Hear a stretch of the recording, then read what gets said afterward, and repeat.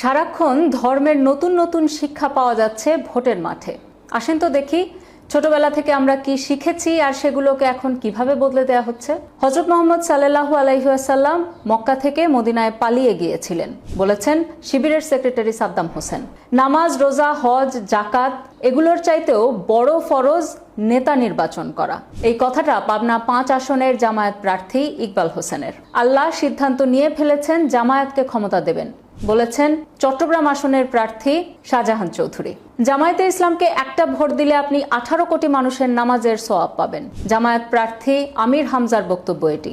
এইবার জামায়াতকে ভোট না দিলে আপনার ঈমান থাকবে না, এই কথাটা বলেছেন জামায়াতের এমপি প্রার্থী ডক্টর হিফজুর রহমান। তিনি তামিরুল মিল্লাত কামিল মাদ্রাসার অধ্যক্ষ।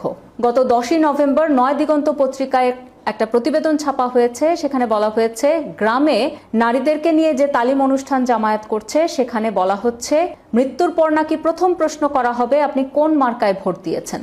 বুঝুন অবস্থা। সারা জীবন আমাদের যা যা ধর্ম শিক্ষা তার সবই কি মিথ্যা হয়ে গেল? দেখা যাচ্ছে ইসলামের বেসিক যে শিক্ষাগুলো সেগুলোকেও জামায়াত নেতারা বদলে দিচ্ছেন। ক্ষমতার লোভে আল্লাহ রসুলকেও যেখানে আপনারা ছাড়ছেন না, সেখানে এই নগণ্য মানুষের জন্য কি করবেন আপনারা?